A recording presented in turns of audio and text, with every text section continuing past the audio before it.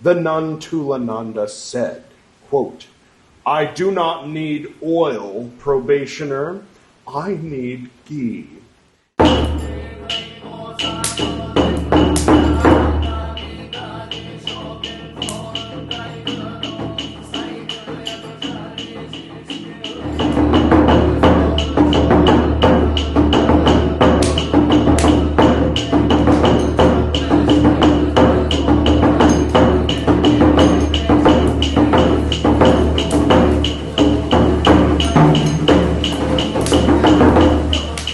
Welcome back. This is Buddhist Books Podcast, episode 171, Tipiṭaka, part 102, in which I will be reciting Bhikkhunivibhaṅga, Nissaggiya 4 and 5, probably. Our special guest today, Amitabha, under the rain. I've decided to do something a little different today and open the windows. So we'll see how that goes. For those of you listening to the audio only, that's what's happening. All right. Well, I hope everybody's doing well. I'm still thinking about those robe rules from Tipiṭaka part 101. And I'll let you know if I come up with anything. Boy, if that dog starts going, I'm going to have to rethink this whole recording this episode now idea. But for now, cheers.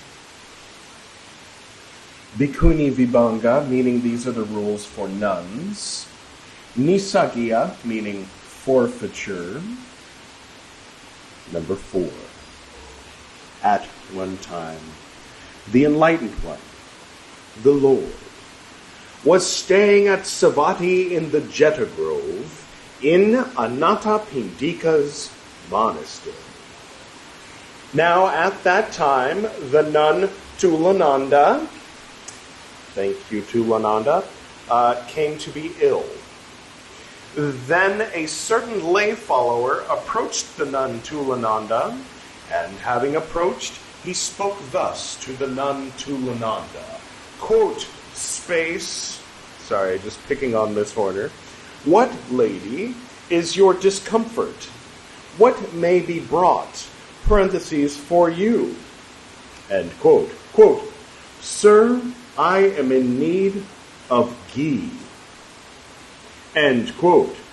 Then that lay follower, having for a kahapana, brought ghee from the house of a certain shopkeeper, gave it to the nun Tulananda. The nun Tulananda said, quote, I am not in need of ghee, sir. I am in need of oil. End quote. Then that lay follower approached that shopkeeper, and having approached, he spoke thus to that shopkeeper. Quote, the lady says that she does not need ghee, master. She needs oil.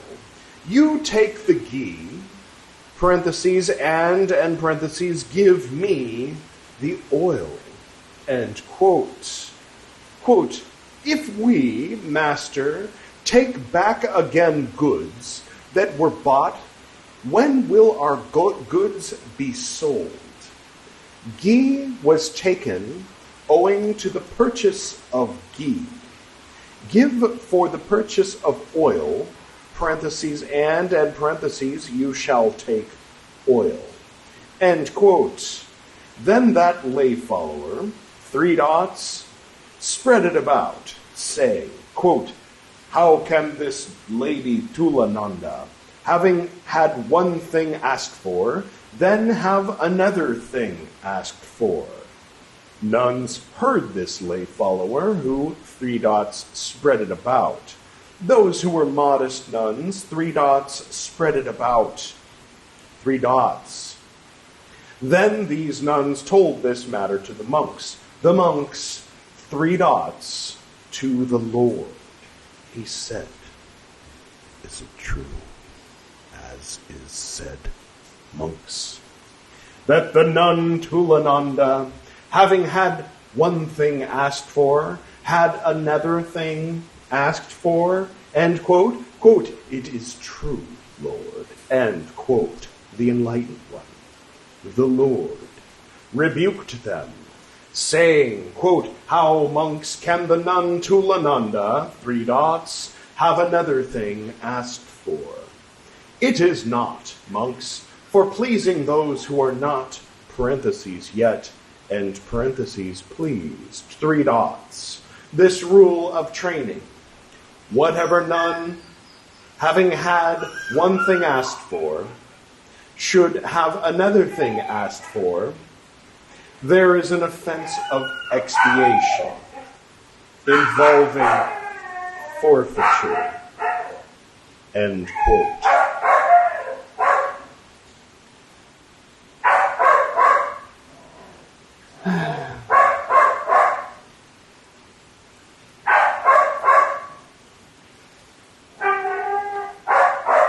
Whatever means, I believe in the flashback back in New Delhi there was no dog barking, so let's do the flashback now, please. Whatever means, she who is an elder or a junior or one of middle standing, this one on account of relations, on account of birth, on account of name, on account of clan, on account of virtue, on account of the way of living, on account of the field of activity, is called whatever.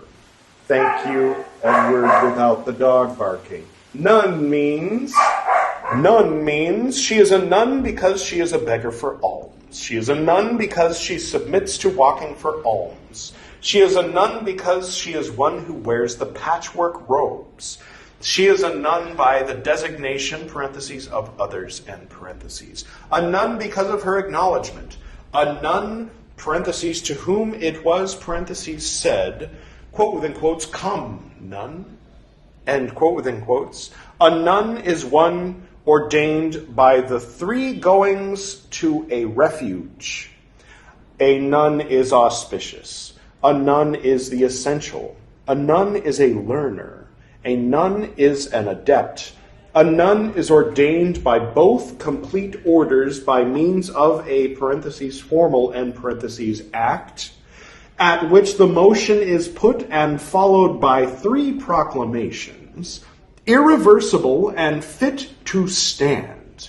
In this way is this nun one who is ordained by both complete orders by means of a, parentheses, formal, end parentheses, act, at which the motion was put and followed by 3 proclamations, irreversible, fit to stand, and this is how nun is to be understood in this case.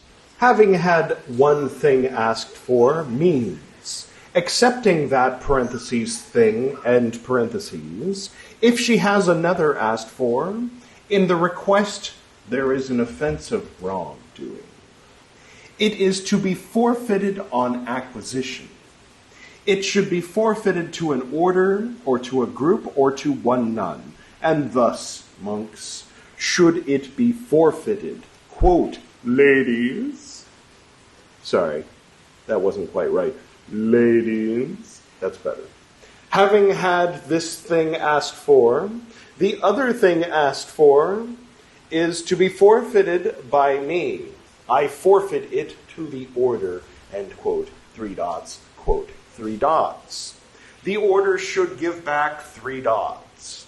Let the ladies give back 3 dots. I will give back, parentheses, this thing, end parentheses, to the lady, end quote. If she thinks that one thing is another thing, and has the other thing asked for, there is an offense of expiation involving forfeiture. If she is in doubt as to whether one thing, 3 dots. If she thinks that an identical thing is another thing, 3 dots. Offense of expiation involving forfeiture. If she thinks that another thing is an identical thing, parentheses, and parentheses, has the identical thing asked for, there is an offense of wrongdoing. If she is in doubt as to whether it is an identical thing, parentheses, and parentheses, has an identical thing asked for, there is an offense of wrongdoing. If she thinks that it is an identical thing, when it is an identical thing, there is no offense. There is no offense if she has that thing asked for and also has another thing asked for. If, having pointed out the advantage, she has it asked for. If she is mad, if she is the first wrongdoer. All right. And it kind of covers, she was ill in the first place. Some of those old rules for monks anyway. One of the exceptions is if the monk is ill, then it's okay for him to do whatever thing. Like ask for ghee, for instance. In the rules for monks, you're not supposed to ask for things like that unless you're ill. And when it said, if she thinks that it is an identical thing and it isn't, I believe it was an offense of wrongdoing, right? That reminded me, you might have seen me grin a bit, that reminded me of, see, for those who don't know, American English and British English are almost the same, but also very different. There's a lot of everyday terms and, kind of slang terms or just usages of words that are different in England and the UK. And the version of English that they speak in India is based on English in the UK. Specifically, English in the UK up until they left. So they haven't been ardently watching all the UK TV shows and, keeping up with the changes in UK English since the 1950s. And so there's words that kind of got cemented into the language. I'm in India, by the way, if you didn't know. Words that got fixed into the language before the language started changing, even before the British left.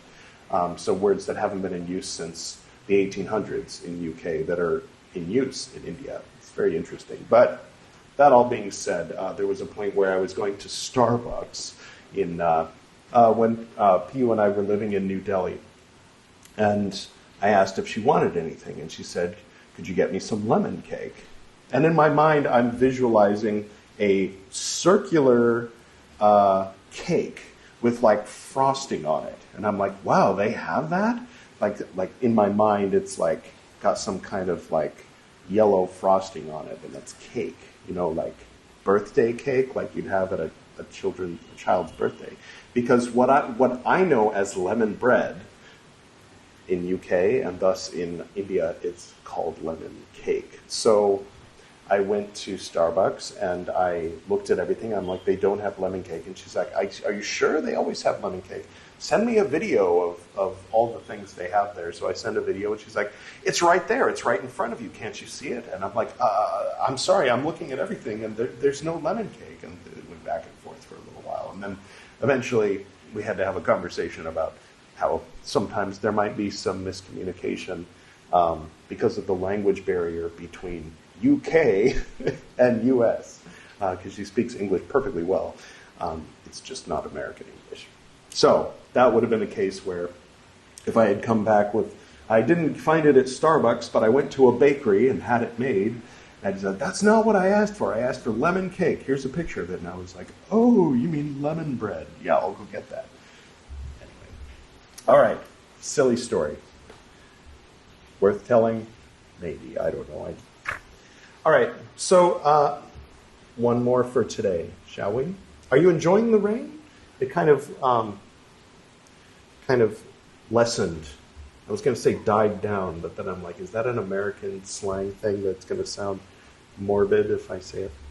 Okay, so here we go. Forfeiture, or rather Nissaggiya 5, or forfeiture. It's the English word for Nissaggiya.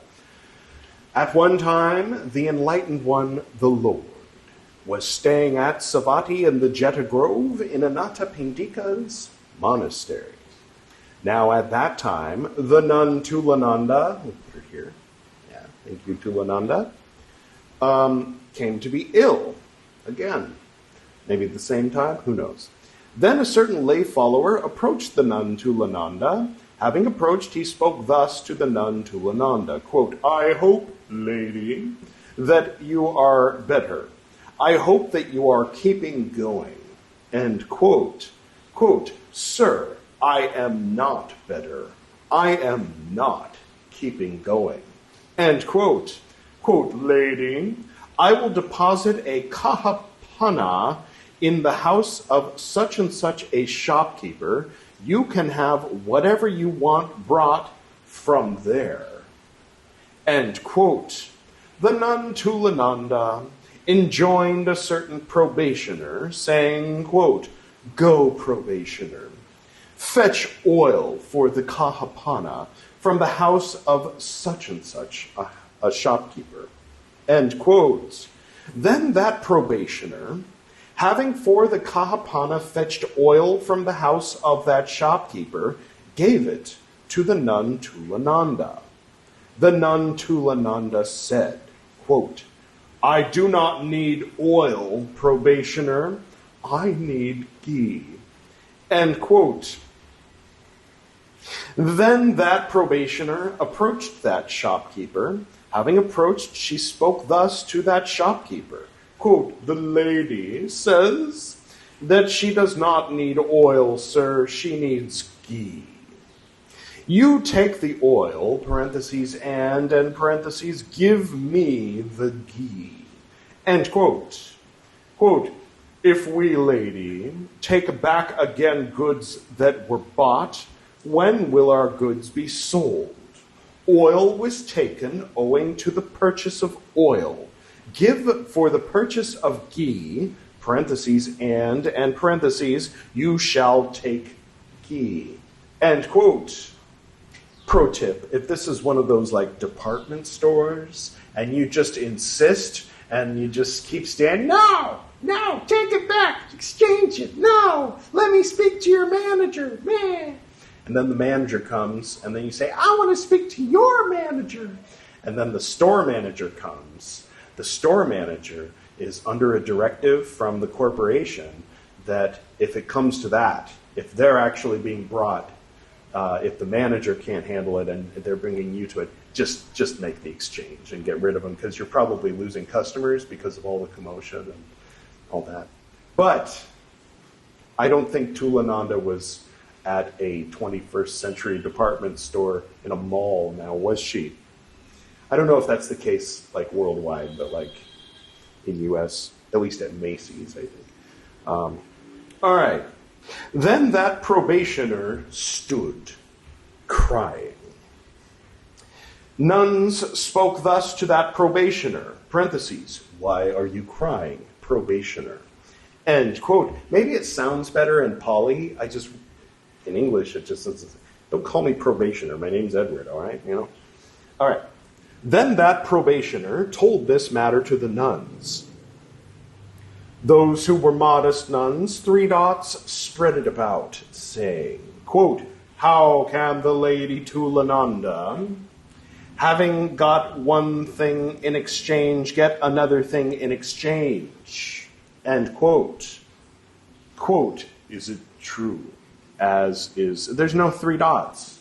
Miss Horner, how am I going to know that you skipped like 8 paragraphs if you don't put 3 dots? Quote, is it true?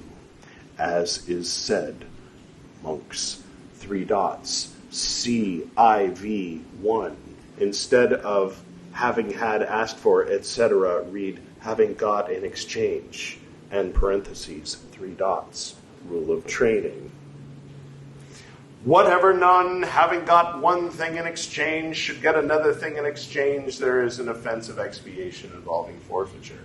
Now, if you don't mind, I'm curious to see, what is the difference between that proclamation and the one from the previous Okay, whatever nun, having had one thing asked for, should have another thing asked for. There's an offense of expiation. Whatever nun, having got one thing in exchange, should get another thing in exchange. There's an offense of expiation involving forfeiture. Okay, it's just a slightly different wording for a slightly different kind of scenario. So by having the probationer, in other words, the probationer nun, from her own order, it's like she's doing it herself, where in the other case she had a lay follower do it. All right. Whatever means, we went over that before when the dog was barking. None means same. Oh my God, did he hear me? Do you hear this? He heard me. The dog knew I was talking about him, and he just had to get in his last word. Wow, okay. Having got one thing in exchange means having got anything, whatever, in exchange, 3 dots, CIV2, instead of has asked for, having had asked for, read gets in exchange, having got in exchange, and parentheses, 3 dots, if she is the first wrongdoer. Well,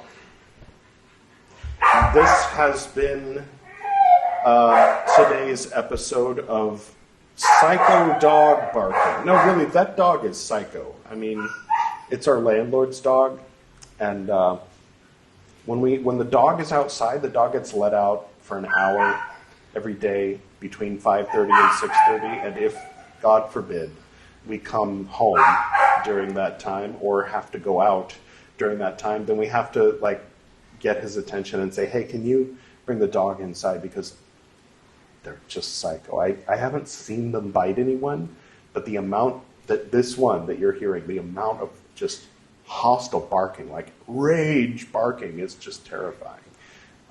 Normally I'm not scared of dogs barking, but this dog is special.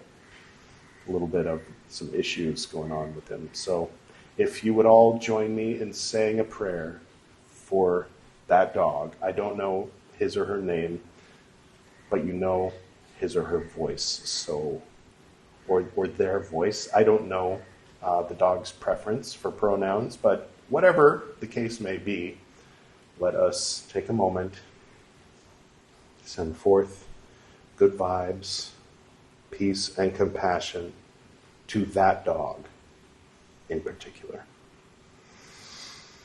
And I will go ahead and close, and I hope you enjoyed this as much as I enjoyed making it, which is to say at least a little. And I'll go ahead and close with the usual prayer after I take a sip of coffee. To the north and to the south, to the east and to the west, to the spirits of light among us, and to the spirits below, we send out our reverent love and compassion.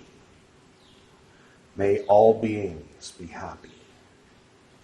May all beings be serene. May all beings be in peace.